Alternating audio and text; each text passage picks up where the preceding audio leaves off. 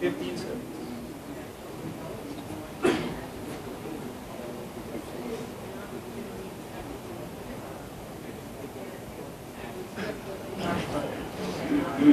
Stand by. In 5 seconds.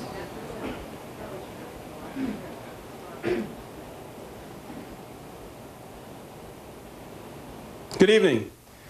I'm Pat Purcell, president of Herald Media. On behalf of Suffolk University and everyone at the Boston Herald, welcome to the final debate in the race for governor of Massachusetts. We're pleased to have as our moderator one of the most respected journalists in America. And if you watch Meet the Press, you know that he loves politics as much as we do in Massachusetts. Ladies and gentlemen, Tim Russert. Good evening. And welcome to the final gubernatorial debate for the state of Massachusetts. Mitt Romney, the Republican candidate, Shannon O'Brien, the Democratic candidate. Welcome both. Tonight we want to find out your vision for this state and try to get as many specific answers as we can to the problems confronting this state. By a flip of the coin, Mr. Romney, the first question goes to you. As you well know, this country was terrorized recently by a sniper in the Washington area. You have called for the reinstitution of the death penalty. Critics of the death penalty say that it cost about $2 million more per person in order to execute rather than keep someone in prison for life because of the cost of all the appeals throughout the judicial process. With that in mind, why are you for reinstituting the death penalty?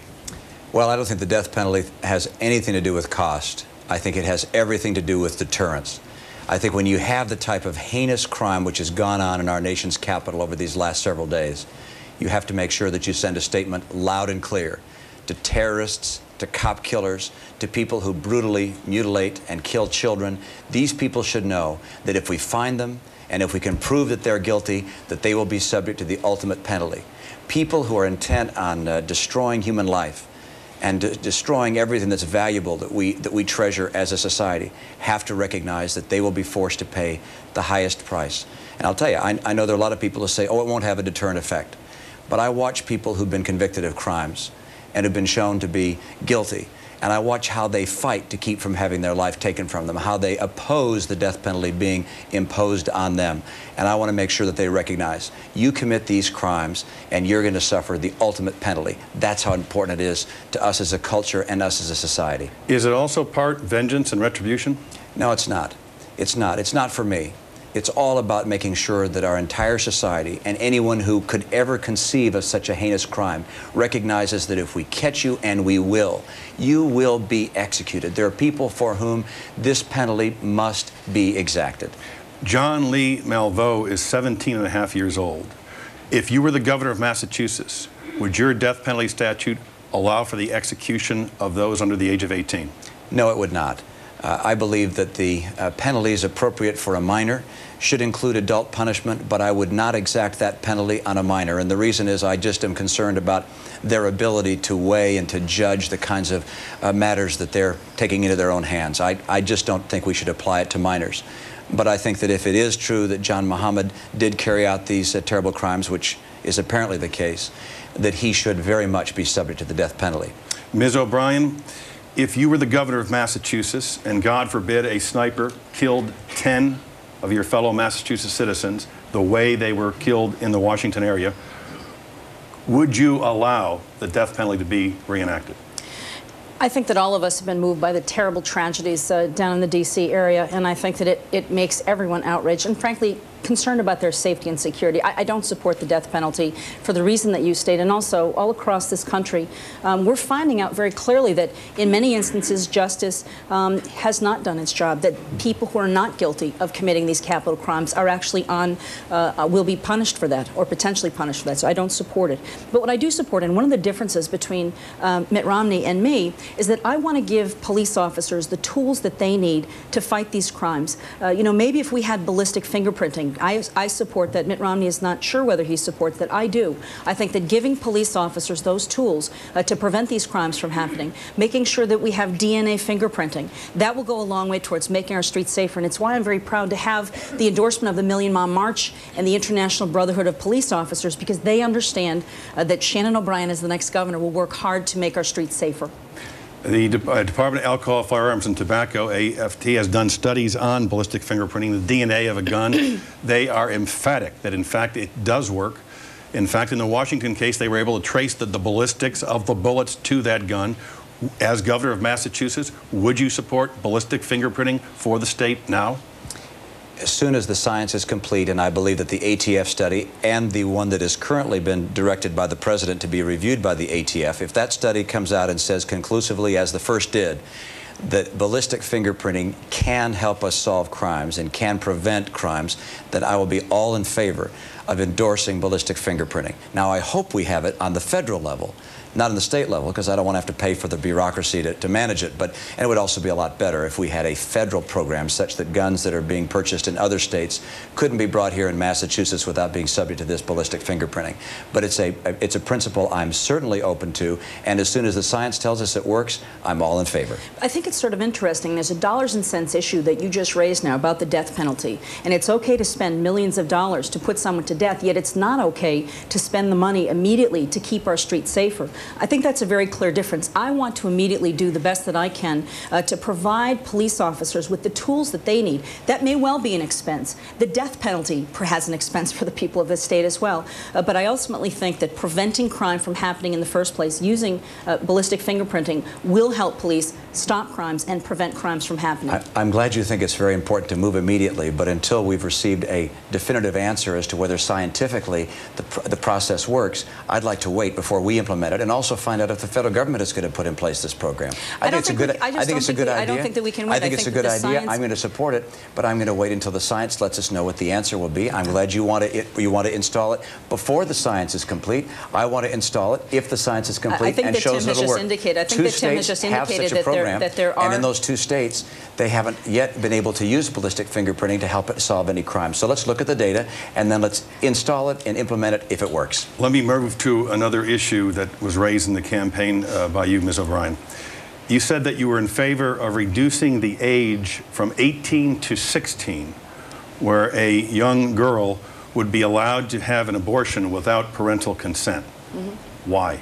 Because the age of consent for having sexual relations is lower than the age of 18. So I certainly think that if someone is able to engage in that activity, that they should be adult enough to make that decision. You know, I passionately support a woman's right to choose. There's a big difference between Mitt Romney and me.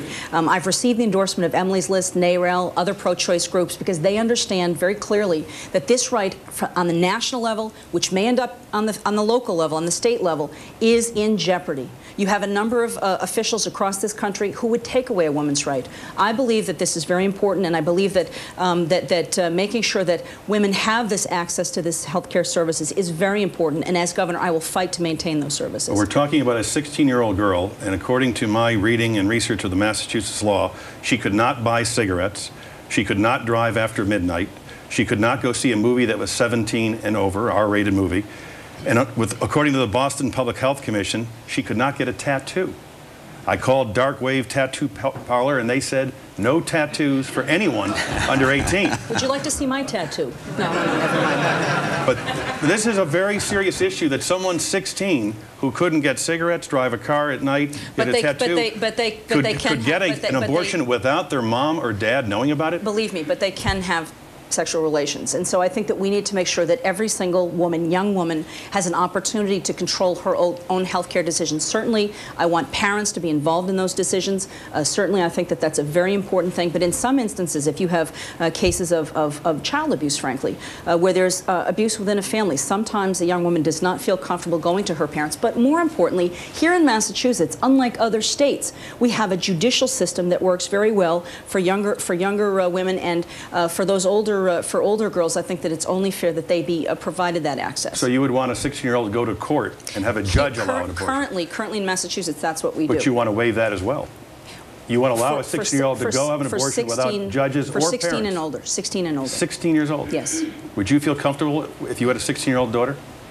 I would not feel comfortable if I had a 16-year-old daughter. I would hope that I would have the rapport and the relationship, but I also think that at this point in time, when you are legally allowed to have sexual relations, you should be able to control your own health care decisions.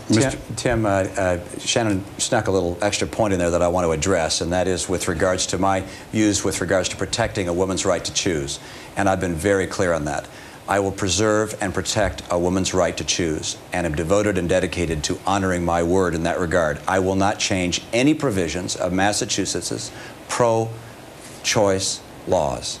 And with regards to this issue of age of consent, it is currently 18 years old. If one wants to have an abortion younger than that, one must have the permission of one parent, and if a parent doesn't go along, one can go to a judge or justice to get that permission. And so far in Massachusetts history, when a young woman has gone to a judge, not one single time has there been a denial of that permission. And so I am in favor of retaining our current law, which is the age of consent remaining at 18. And I will preserve and protect a woman's right to choose. And I do take exception to Shannon characterizing my view as being any different than hers in this regard. The Boston Globe recently reported there's not a paper's worth of difference between our two positions in this regard, and you've hit the one place, and that's with regards to 18-year-old or 16-year-old age of consent. The law in Massachusetts at one time called for a 24-hour waiting period for counseling before a woman had an abortion. The Supreme Court has upheld the Pennsylvania law, which allows just that. Could you envision, as governor of Massachusetts, allowing a 24-hour waiting period for counseling before an abortion? No, I want the voters to know exactly where I'm going to stand as governor, and that is I am not going to change our pro-choice laws in Massachusetts in any way. I will preserve them, I will protect them, I will enforce them, and therefore I'm not going to make any changes which would make it more difficult for a woman to make that choice herself. Any response? My only response is that when Mitt Romney ran against Ted Kennedy in 1994, he accepted the endorsement of Mass Citizens for Life. When he went to Utah and was thinking about running for governor of the state of Utah, he made a point of writing a letter to the editor, to the Utah paper out there, specifically stating he was not pro-choice. And then when he came back to Massachusetts, he's become a passionate supporter of a woman's right to choose. Ted Kennedy said it best. Mitt Romney isn't pro-choice, he's not anti-choice, he's multiple choice. You know, this is a more important election and more important issue than to allow rhetoric and twisting of accurate facts to be entered into. So let's go back and look at those one by one. My position has been the same throughout my political career, and it goes back to the days of 1970. There was a woman who was running for political office, U.S. Senate. She took a very bold and courageous stand in 1970, and that was in a conservative state. That was that a woman should have the right to make her own choice as to whether or not to have an abortion. Her name was Lenore Romney. She was my mom.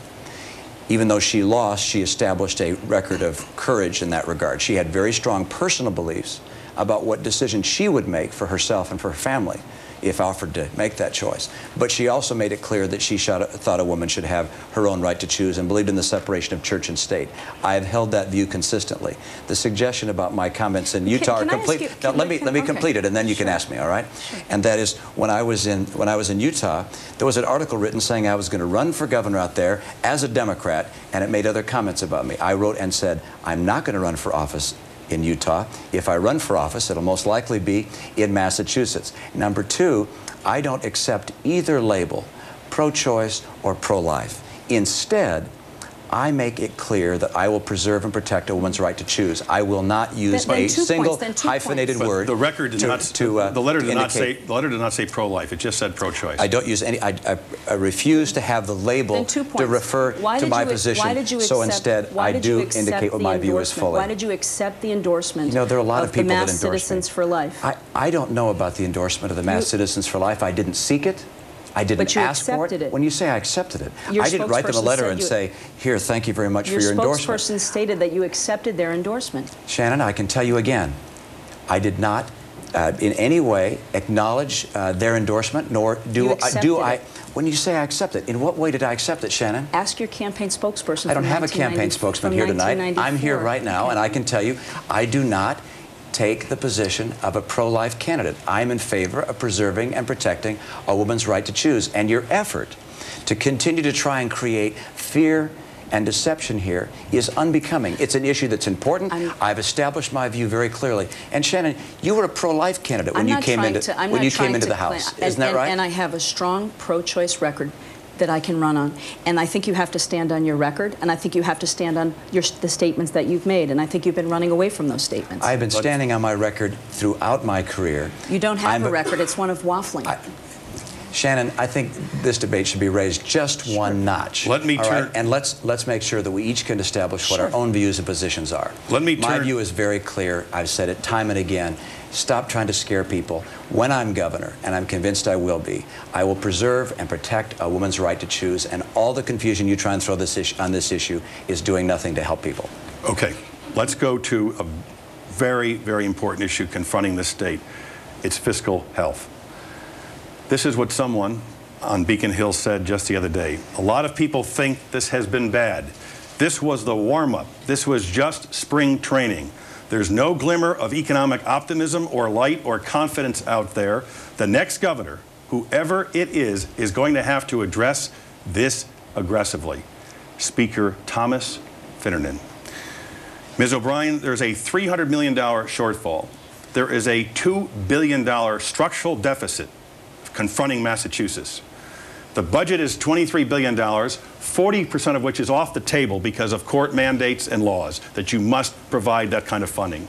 With the remaining $12 billion, you have to find $2 billion in reductions over the next several years to keep the budget in balance. Specifically, how will you do that? I put specific numbers on the table, and I'll talk about that, but it's really important that the people of Massachusetts understand that it's not only important what the numbers are, it's important to recognize which candidate will fight for the families of this state. The decisions that we're going to make are going to be very tough ones, and I've demonstrated that I have the right set of values, standing up for seniors and standing up for kids. My specific proposals, I think, are some of the best ones that we've seen in this campaign. $200 million in savings on the Medicaid budget. You can do that through finally implementing a bulk purchasing prescription drug program. The Republican governors have continually thwarted the efforts of the legislature to implement bulk purchasing. We should implement smart purchasing. That's a tiered drug benefit in the Medicaid program. Those smarter drug purchasing programs will help us save $100 million. Other Medicaid savings, we should do a better job of managing the care of patients under the Medicaid system. We can save $50 million on that. Other miscellaneous changes, such as a greater computerization of Medicaid and healthcare systems, that's about $50 million. When it comes to electricity, bulk purchasing of electricity, more energy efficient state buildings, that's about $60 million. I actually am going to be filing legislation within the next several weeks to change our abandoned property laws. You don't need to know what that is, but I believe we can bring in an additional $60 to $80 million by changing our abandoned property laws. Better management of the courts, $20 million, and then a top-to-bottom management review, just like I did at the state lottery, will help us find smaller savings, consolidations, and that could be anywhere from $100 to $150 million. Adding all that up, you're at best at $500 million. I'm at about $500 million. A long way away. But they're real numbers, and that's the difference between Mitt Romney and me, is that they're real numbers. Medicaid is 26% of the budget. You found a little bit there. Education is 21% of the budget, along with local aid. Will you cut education or local aid? I'm going to do the best that I can to hold education harmless and to protect local aid. I'm very proud of my record as treasurer. What about pensions or health care for employees? Look, one of the things that I found when I became state treasurer is that there were many more ways that I could save the taxpayers' money that I didn't even know about before I came into office. I've been able to save almost $8 to $10 million a year by purchasing lottery tickets smarter. I know that when I'm governor, there will be additional ways that I can find to save money in the budget. I get to $500 million. I will work with the legislature to find additional savings, but I believe that under our leadership, we can find even more savings than the $500 million. Would you consider raising any taxes? You know, Mitt Romney and I agree on one thing in this campaign. Neither of us has taken a no new taxes pledge. What I want to say to the people of Massachusetts is that I'm going to do everything that I can before I even talk about raising taxes, because the moment you have the discussion about raising taxes, you lose the discipline, you lose the pressure to make the cuts where they need to be. I'm just appalled and surprised that our acting governor has not worked during this time period where she's not running for re-election to change the face of state government. We could be finding a number of consolidations. Our Department of Capital Planning for the Commonwealth, our Bureau of State Office buildings. We could consolidate those operations and save, you know, a small amount of money, a couple $1 million. But those are the types of things that the next governor is going to have to do. But it's still a long way away from the mountain of debt that this state faces. I understand. Let me turn to Mr. Romney and get his input here. You have called on the current governor to call a special session. You're the governor. You call the special session tonight. What would you do to close the short $300 million gap and deal with the $2 billion deficit staring this state right in the face? Okay, couple things. Number one, real numbers, not phony numbers, real numbers that add up. And the budget gap next year is about $1.5 billion, according to the Mass Taxpayers Foundation. I think they're right. They're assuming a 4% increase in tax revenues next year. That's pretty conservative, so it's $1.5 billion. And I've come up with $1.071 billion. That's my number. Now, I haven't gotten inside yet. I'm going to keep on rattling around, hopefully get all the way there. There's some emergency things, some temporary things one can do with pension funds, with our rainy day fund, with the payout from our lottery. I don't want to touch those things, but one could do them on a temporary basis to bridge some of that gap. But is your $1 billion from education or local aid? No, it's not. Let me tell you where it is. Okay, go ahead. Is it from pensions? I'll give you the list. Is it from pensions or employee benefits? No. Is it from public safety? Why don't I give you the list? From purchasing $150 million, from the judiciary $100 million. Realize our caseload in our courts has gone down over the last 8 years, and we're spending $300 million more there. So I want to take $100 million out of patronage jobs in the judiciary. And you won't affect the criminal justice system.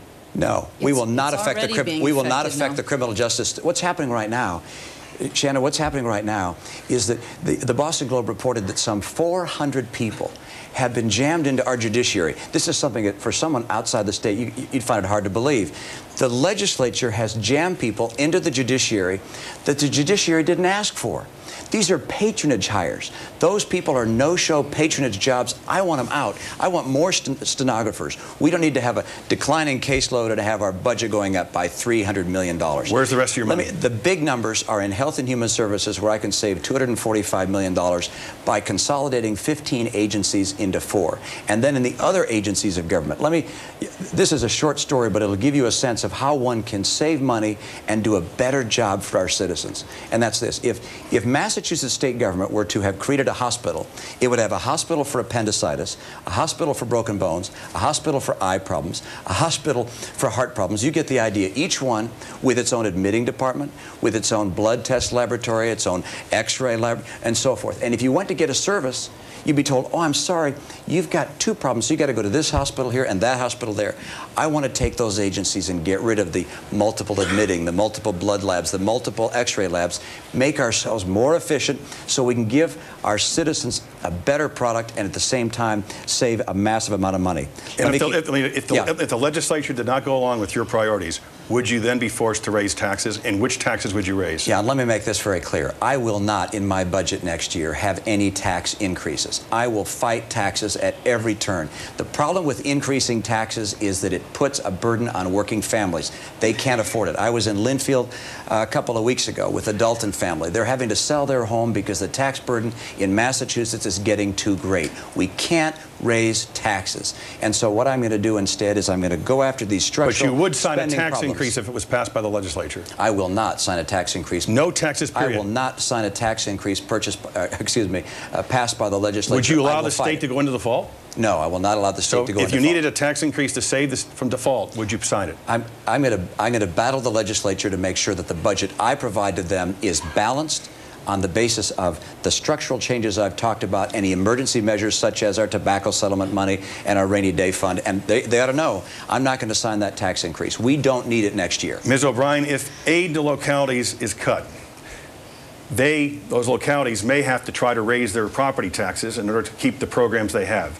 As you well know, Prop 2.5 does not allow those localities to raise their property tax. Would you consider, as governor, allowing localities to raise their property taxes? Well, Let me just, I just need to comment, Tim, No, because just answer the question first. I mean, no, I mean, I'm not going to be tinkering with Proposition 2.5. Let me be clear. But you have to have real numbers, and the numbers that Mitt Romney just put on the table here, they are completely pulled out of the air. There's no one independent group that can back up the numbers that he talked about, $240 million from consolidation of state agencies. The fact is, every single number that I've put on the table here today, coming up with $500 million, that's the difference between talking about it when you're running for office and actually being in office. You have to make sure that those numbers add up. My numbers have been backed up by independent people. Mitt Romney's have been pulled out of the air. And lastly, you know, when we are moving forward, you need to understand that the only person who's actually talking about taxes right now is Mitt Romney. He's proposing new taxes on development in suburban communities. He's talking about tinkering with Proposition 2.5. He's the only candidate in this race who actually already wants to change Proposition 2.5 by increasing excise taxes on SUVs. I don't support changing Prop 2.5. But you acknowledge No, that I you, don't. as governor, may have to increase taxes in order to keep the state solvent. I acknowledge that both Mitt Romney and Shannon O'Brien will not take a no new taxes pledge. My job as governor will be to cut expenditures as much as I can, will be to work to find efficiencies, but I will not let our children have their schools decimated. I will not let people be thrown out of nursing homes. I will not let senior citizens be hurt. And you would raise taxes in order to protect those people. I've refused to take a no new taxes pledge, just like Mitt Romney, because that would be the last choice that I would make. But if you had to make a choice. That would be the last choice I would make. It'd be really great if I got to speak for what I believe and she got to speak for what she believes. So please don't keep characterizing what I believe. But you don't tell the truth about what you support.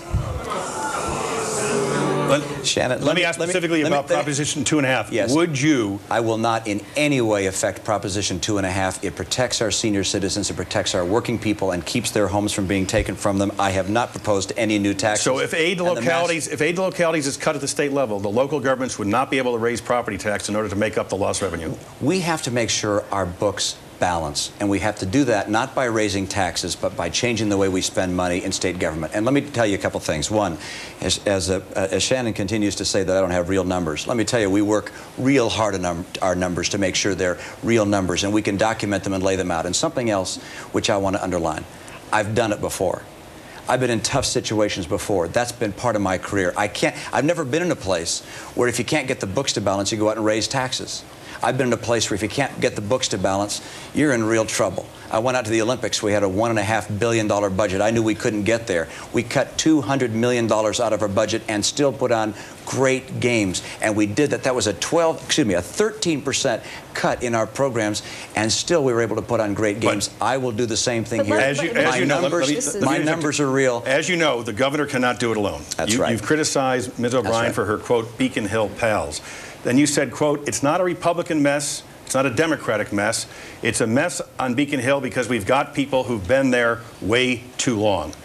Do you believe that House Speaker Tom Finnergan has been there too long? Absolutely. Do you believe that Senate President hopeful Robert Travellini has been there too long? I don't know how many years he's been there, so I can't tell you that answer. But I believe in the concept of term limits. Okay. If in fact you believe they've been there too long, right, and you just said that, you're the governor.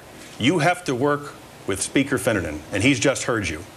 How do you work? How do you work with Tom Finnergan and Robert Travellini getting these budget cuts in place with the programs you want when you have expressed so little confidence in them?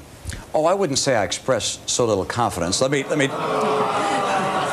If the O'Brien team could be quiet here for a second, I'm happy to say that I think it'd be helpful if people had term limits. But I'm happy to work with a speaker, and I respect the fact that I think he's trying to do a good job for his constituents and for the state. But I also believe that we need to have opposition voices on Beacon Hill. We haven't had a time in a long time. I think it was back to the days of Michael Dukakis, when there was one party, if you will, a gang of three, where only one party had all the clout on Beacon Hill. I don't think that's healthy. I don't think it makes for a good democracy. I don't think it makes for a good economy. And so how will I work with them? I will battle as hard as I can, being in opposition, a dissenting voice. I'll take my campaign to the people and make sure that when a tax increase is proposed by them, that I don't know, I'll ride up and down the state screaming, the taxes are coming, the taxes are coming. I want to make sure people know that the legislature is going to raise their taxes. I'm going to fight for them. I will be a voice of the people who need to have a voice in Beacon Hill. Ms. O'Brien, the Democratic legislature enacted $1.24 billion in taxes this past session, overriding vetoes when needed. You are close to the House Speaker, Tom Finnerton. The new state Senate President, Robert Travellini, his brother Michael's on your payroll. If you have a Democratic governor and these two men, how will you possibly reform Beacon Hill? And what can you say to the voters tonight that there will be any checks and balances with the big three governing their state? I'm going to take them back to the year 1990 when we heard another Republican businessman saying he was going to go after the walruses. Bill Weld said he was going to clean up the patronage, clean up the mess, and Bill Weld, that Republican businessman, raised patronage to a high art in Massachusetts. And rather than cutting back the waste and the abuse that they talked about during that campaign, except for their first year in office, they increased the budget every single year. I know how to be an independent person because I've been an independent person. As treasurer, you know, I've stood up to the legislature when I disagreed with them. Frankly, at one point in time in the last year or two, I disagreed with the legislature on a piece of legislation that could have saved between $10 and $15 million under the Tobacco Trust Fund. I went to the editorial boards. I went to the rank and file members of the legislature. I said they're going in the wrong direction. I won that fight. I know, unlike Mitt Romney, I know how to get 81 votes in the House and 21 votes in the Senate.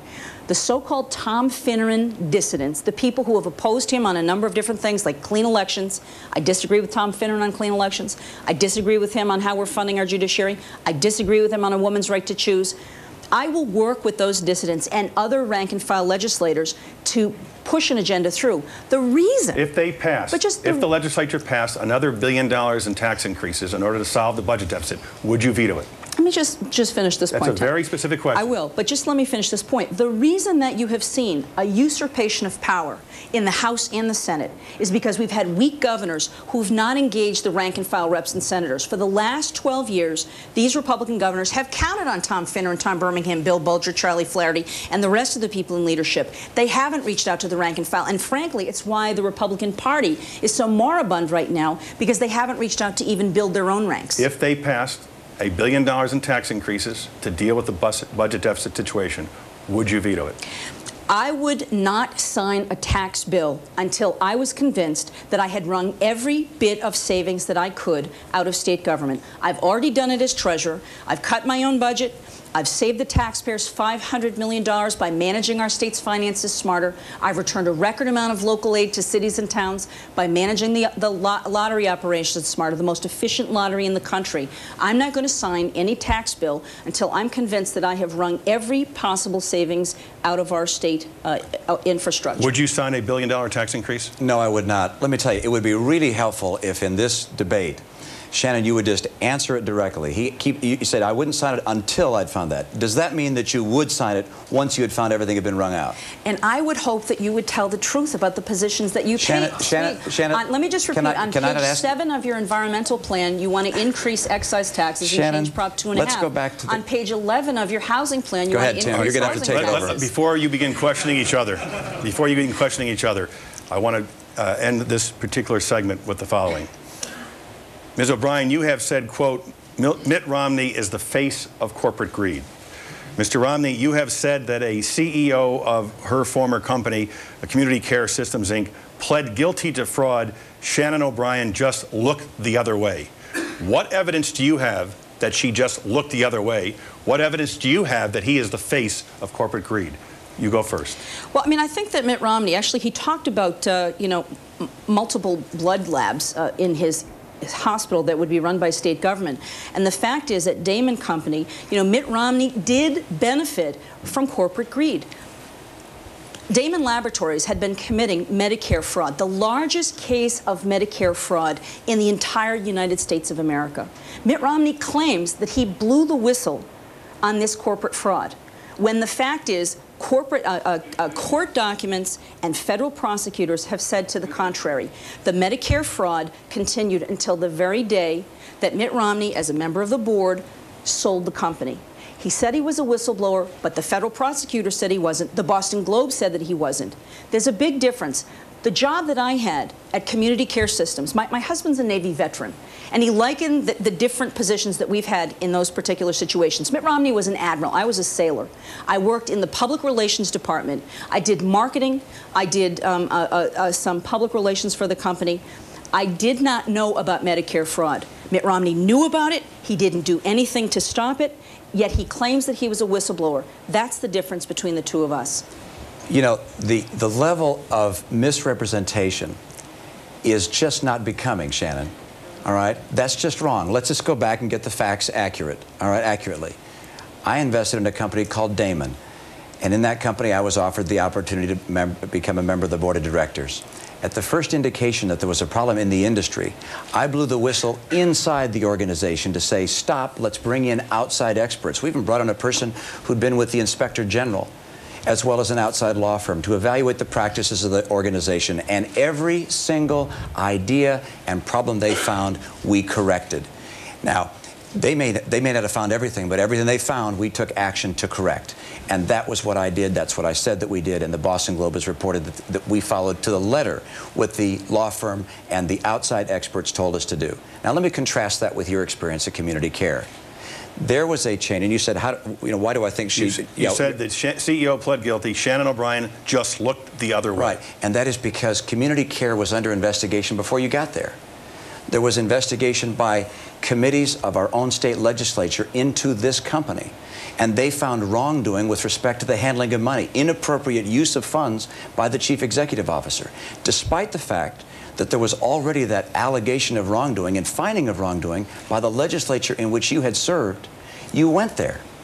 Then when you were there, you took no action to evaluate whether those charges were true, nor to take action to assure that if they were true, that those practices would be stopped. Medicare funds designed to give seniors prescriptions were being used to pay your salary and other salaries at corporate headquarters, and you didn't know it. And that's why I say that given the fact that she was aware of those allegations and took no action, worked there for 2 years, then stayed as a consultant. The fact is your own running mate actually stated on television the other day that you have no facts to back up these allegations. Well, my own running mate would not say that. I didn't hear that, but she's not going to say that. What she said is, you don't know what I did or what I didn't do. The fact is she stated that you had no facts. The difference is you knew about Medicare fraud. You profited from Medicare fraud. No, that's not true, actually, Shannon. That's wrong. The Medicare fraud continued until you left the company. No, that's not. We're now going to move to the segment where you ask each other questions. But as opposed to the last segment. For the benefit of our viewers, and this is important, Ms. O'Brien, Mr. Romney, do you really believe that your opponent is corrupt? I don't believe that he's corrupt. I just don't think he'd be a good governor for the people of this state. Oh, I don't begin to think that Shannon O'Brien is corrupt.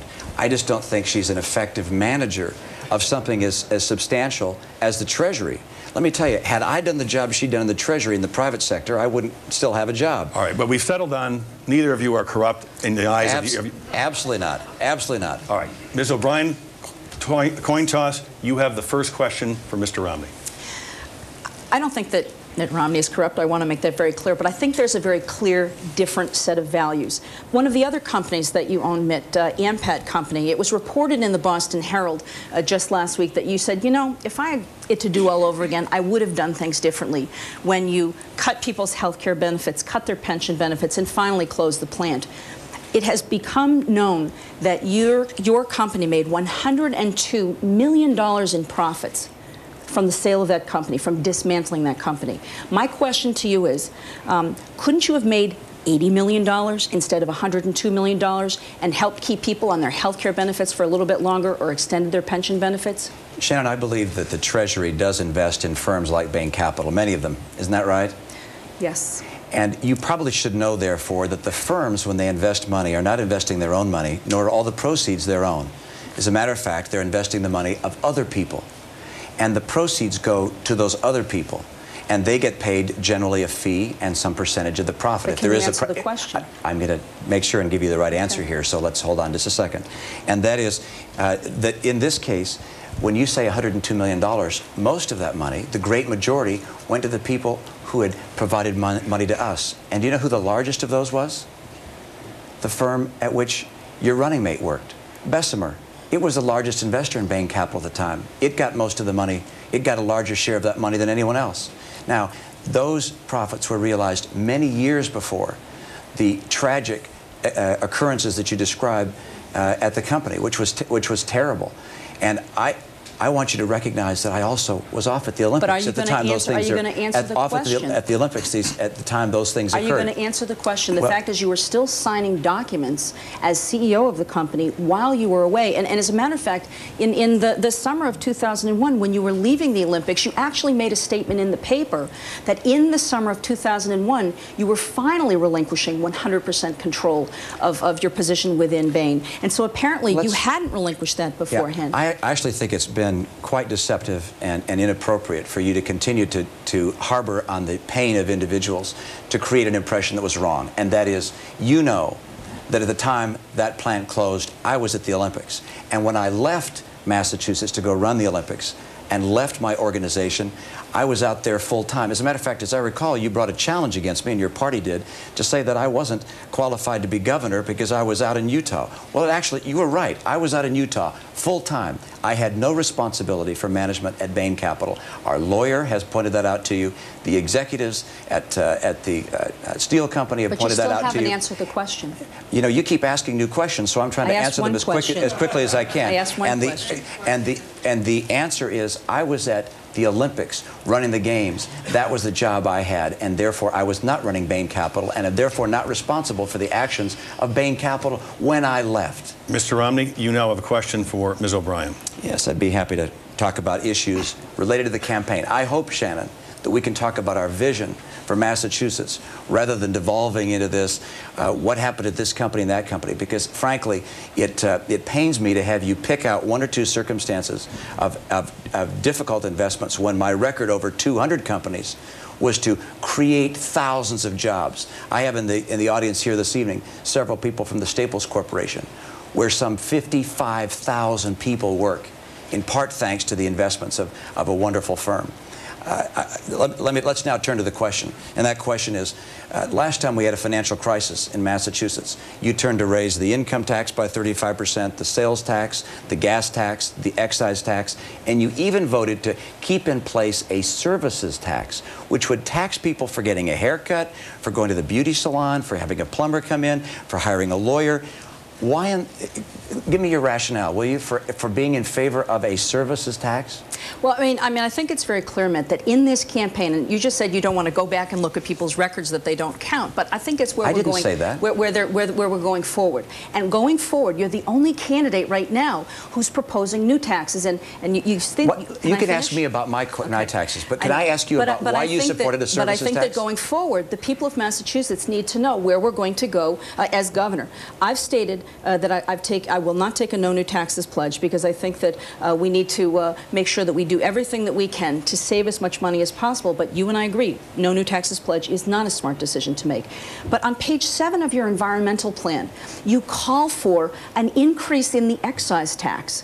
You call for, on page 11 of your housing plan, you call for an increase on taxes for development in suburban communities. So I think that there is a very big difference here. You know, I certainly have to, on my record, I have to answer to the people of this state. I have to tell them about the decisions that I've made. I'm very proud of my record, not only as a legislator, of creating an investment tax credit, of working to make sure that small businesses have health insurance that they need. But as governor, I'll be a strong leader, just as I've been a strong leader in the Treasurer's office. #1 in the country in terms of refunding our state's debt. So we've saved $500 million, most efficient lottery in the country. And we had to clean up a mess left by my Republican predecessor, and that was a big job too. Mr. Romney, you can rebut that. I guess it's kind of irrelevant as to what question I'm going to ask, because you're going to answer whatever you'd like. This is for rebuttal. She gets the next question, but you have a chance to rebut. No, I understand. So I asked a question about why you favored a tax on services, and you spoke about a number of things which I disagreed with, but you never even mentioned in any way, shape, or form a tax on services that you voted for. I think that's both wrong to avoid mentioning it, but also wrong to have had that tax. And by the way, the suggestions you make with regards to my supposed taxes are not taxes. The Citizens for Limited Taxation says they're not taxes. They're revenue neutral. They don't create any additional revenue for cities and towns. And your position on taxes is so screaming loud that there's no way I can hear your words about taxes, because you have raised taxes time and again. You supported the $1.5 billion tax increase last year, and everyone knows if you were elected governor, we're going to have another massive tax increase. Before you ask your question, do you want to comment specifically on the service taxes?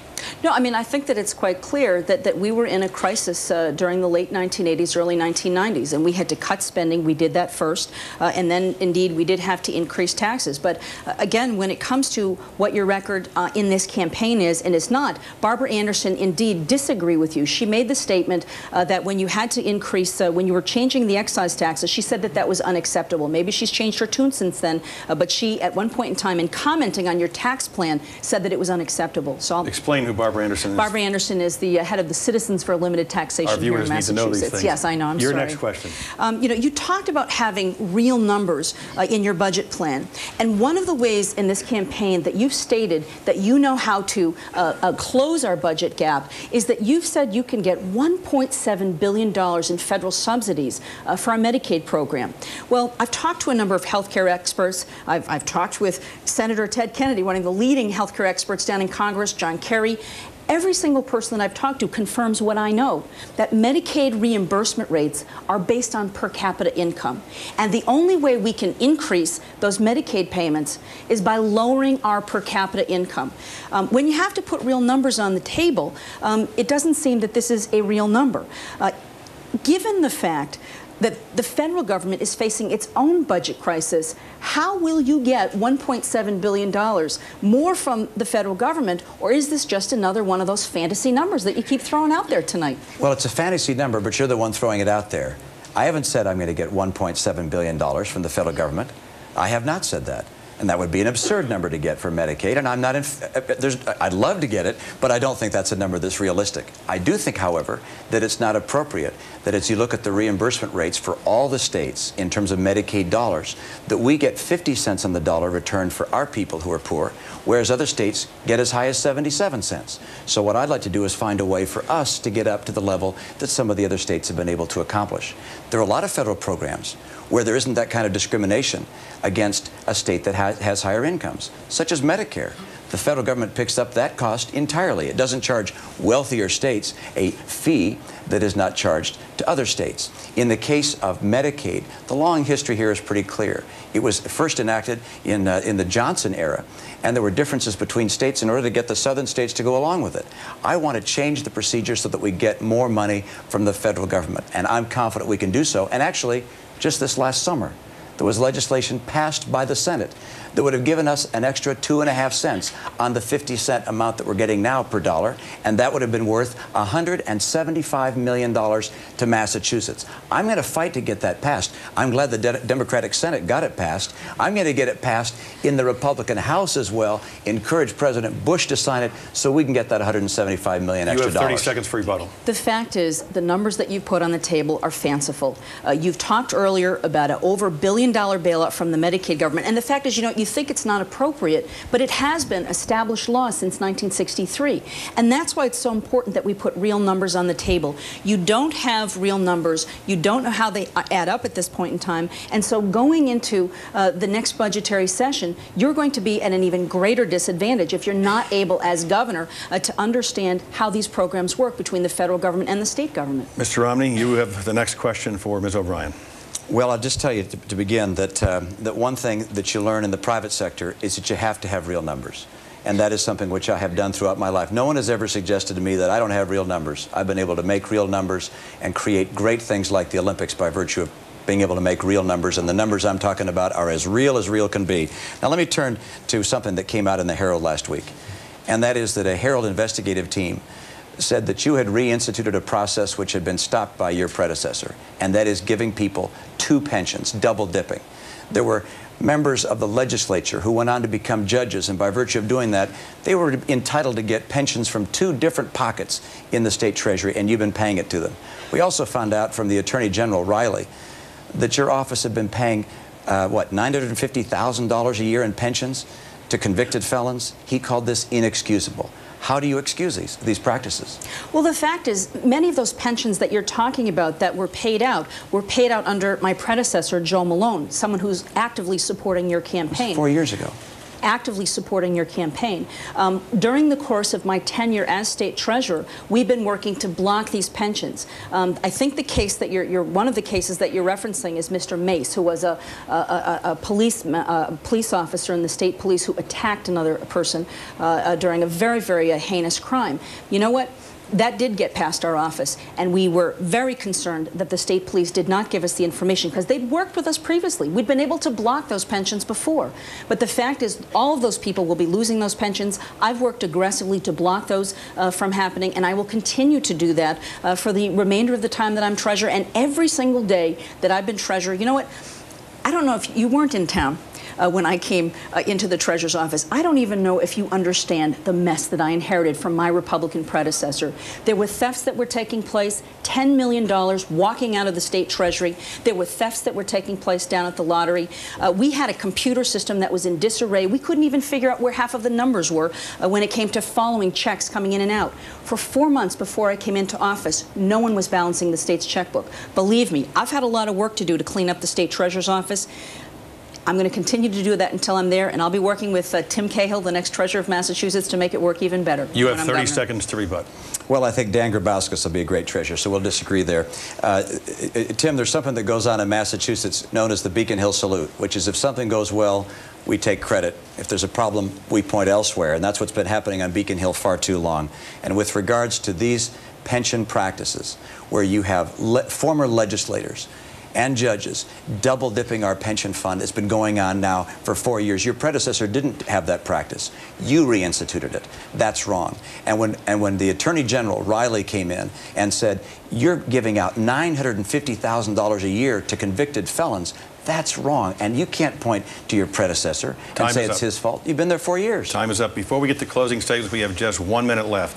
I'll take moderator's prerogative. Ms. O'Brien, what's the best thing and the worst thing about Mitt Romney?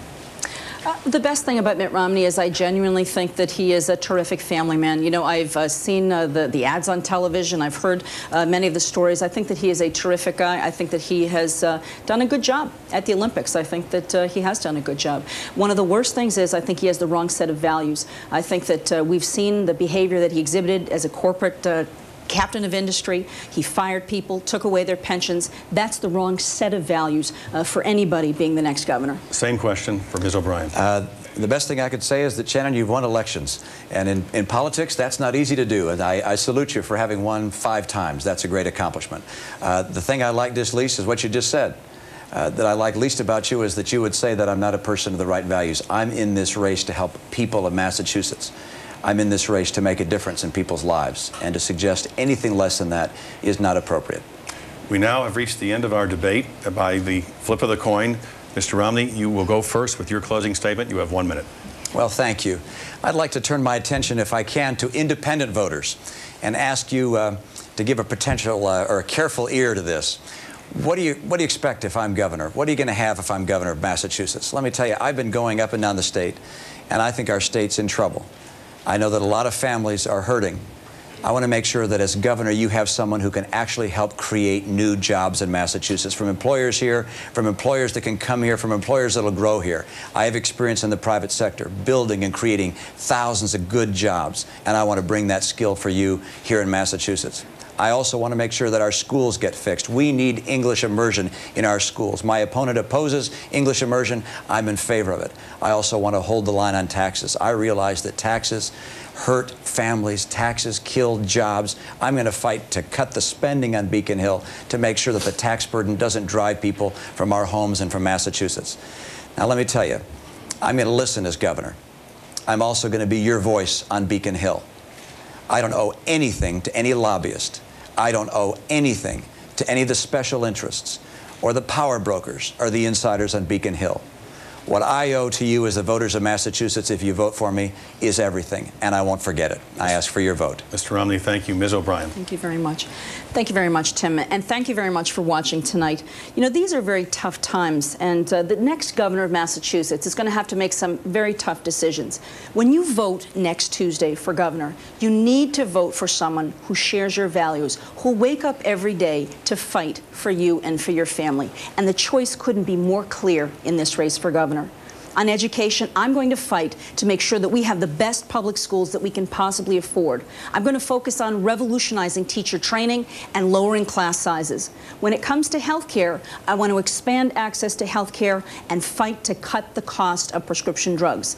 On economic development, I will invest in our workforce and focus on our knowledge-based economy, and I believe that doing so, we will be able to create tens of thousands of new jobs. You know, I ask for your vote. I believe that I'm the candidate who has the most experience to clean up the mess on Beacon Hill. I've already done it once. But more importantly, I have the right set of values. For my adult life, I've spent a great deal of time helping seniors, helping children, helping families, and helping businesses do better here. I look forward to being your governor, making Massachusetts a better place to live and to work and to raise a family. Thank you very much. Shannon O'Brien, Mitt Romney, we thank you for a very energetic discussion of the issues tonight. And now it's up to you, the viewers, the voters. 1 week from tonight, you will decide who is going to be the next governor of Massachusetts. This is where the patriots started our great country. People have died for the right to vote.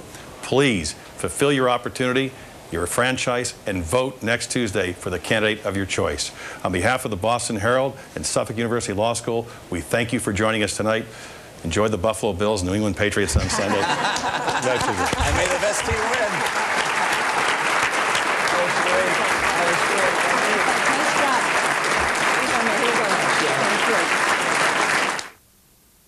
This campaign season, C-SPAN has televised more than 100 debates in key House, Senate, and governor's races.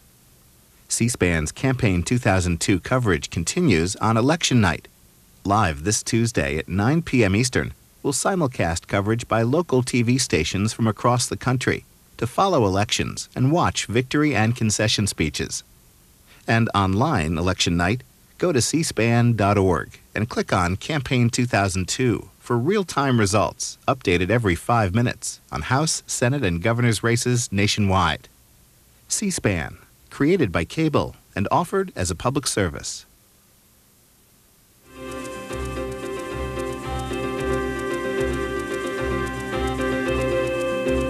Here's what's ahead on C-SPAN.